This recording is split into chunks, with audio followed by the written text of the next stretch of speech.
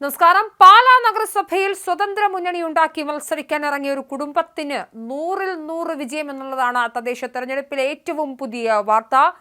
നഗരസഭാധ്യക്ഷ സ്ഥാനം CPM നിഷേധിച്ചതിനെ തുടർന്ന് കറുപ്പ് വസ്ത്രമണിഞ്ഞ് പ്രതിഷേധിച്ച ബിനു പുളിക്കക്കണ്ടമാണ് പുതിയ രാഷ്ട്രീയ പരീക്ഷണവുമായി കളത്തിലിറങ്ങിയത്.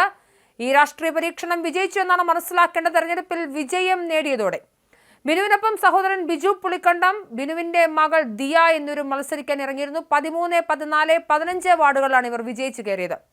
മുരിക്കുമ്പുഴ വാർഡിൽ ബിജു പുളിക്കക്കണ്ടം വിജയിച്ചപ്പോൾ പരിപ്പിൽ കുന്നിൽ അഡ്വക്കേറ്റ് ബിനു പുളിക്കക്കണ്ടം വിജയിച്ചു. പാലംപുരയിടത്തു നിന്നുമാണ് ദിയ ബിനു പുളിക്കക്കണ്ടം വിജയിച്ചത്. ബിജു 94 വോട്ടിനും ബിനു 137 വോട്ടുകൾക്കും ദിന 91 വോട്ടുകൾക്കും വിജയിച്ചു കയറി.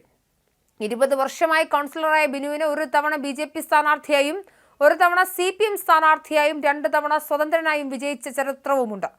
ഇപ്പോഴത്തെ നഗരസഭയിൽ CPM ചിഹ്നത്തിൽ മത്സരിച്ച് ജയിച്ച ഏകയാളായിരുന്നു ബിനു. കേരള കോൺഗ്രസ് എമ്മുമായുള്ള തർക്കത്തിനൊടുവിൽ ബിനുവിനെ CPM പുറത്താക്കിയിരുന്നു. കേന്ദ്രമന്ത്രി സുരേഷ് ഗോപിക്കൊപ്പം സജീവമായി പ്രവർത്തിച്ച വ്യക്തിയായിരുന്നു ബിജു. കഴിഞ്ഞ ലോക്സഭാ തെരഞ്ഞെടുപ്പിൽ തൃശൂരിൽ വോട്ടും ചെയ്തിരുന്നു. കന്നി മത്സരത്തിനിറങ്ങുന്ന ദിയ മദ്രാസ് ക്രിസ്ത്യൻ കോളേജിൽ നിന്നും BA പഠനശേഷം MBA പഠനത്തിനുള്ള ഒരുക്കത്തിലാണ്. ഈ സാഹചര്യത്തിലാണ് ദിയ തദ്ദേശ തെരഞ്ഞെടുപ്പിൽ മത്സരിക്കാൻ ഇറങ്ങിയത്. 21 വയസ്സ് മാത്രമാണ് ഈ കുട്ടിയുടെ പ്രായം. 40 വർഷം കേരള കോൺഗ്രസ് എം പാലാ നിയോജക മണ്ഡലം വൈസ് പ്രസിഡന്റ് ആയിരുന്ന PV സുകുമാരൻ നായർ പുളിക്കക്കണ്ടത്തിന്റെ മക്കളാണ് ബിനുവും ബിജു. ബിനു പുളിക്കക്കണ്ടം മുൻപ് കോൺഗ്രസ് BJP തുടങ്ങിയ പാർട്ടികളിൽ പ്രവർത്തിച്ചിട്ടുണ്ട്. 2020 തെരഞ്ഞെടുപ്പിന് തൊട്ടു മുൻപാണ് അദ്ദേഹം CPM-ൽ ചേർന്നത്. 2020 തദ്ദേശ തെരഞ്ഞെടുപ്പിൽ CPM ചിഹ്നത്തിൽ മത്സരിച്ച് വിജയിച്ച ഏക കൗൺസിലറുമായിരുന്നു അദ്ദേഹം. 2023 പാലാ നഗരസഭാ ചെയർമാൻ സ്ഥാനം CPM ബിനുവിന് വാഗ്ദാനം ചെയ്തിരുന്നു. എന്നാൽ LDF സഖ്യകക്ഷിയായ കേരള കോൺഗ്രസ് എമ്മിന്റെ ശക്തമായ എതിർപ്പിനെ തുടർന്ന് ഒഴിവാക്കുകയായിരുന്നു. ഇതിൽ പ്രതിഷേധിച്ച് അദ്ദേഹം കറുത്ത വസ്ത്രം ധരിച്ച് പൊതുപരിപാടികളിൽ പങ്കെടുക്കുകയും ജോസ് കെ മാണിക്കെതിരെ പരസ്യമായി രംഗത്ത് വരികയും ചെയ്ത വ്യക്തിയായിരുന്നു. 2020 തദ്ദേശ തെരഞ്ഞെടുപ്പിന് ശേഷം LDF സഖ്യമാണ് പാലാ നഗരസഭ ഭരിച്ചതും.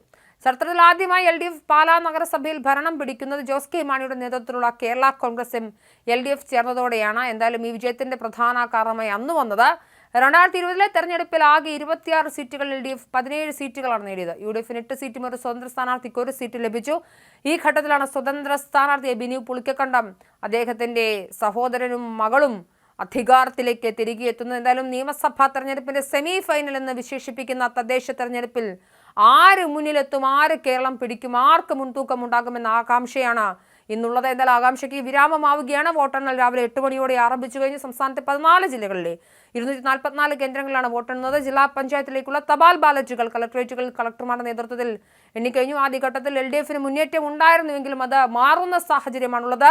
സംസ്ഥാനത്ത് UDF-നും വലിയ രീതിയിൽ നഗരസഭകൾ പിടിക്കുന്ന സാഹചര്യമുണ്ട്. എന്തായാലും പാലാ നഗരസഭയിൽ ചരിത്രം വഴിമാറുകയാണ്.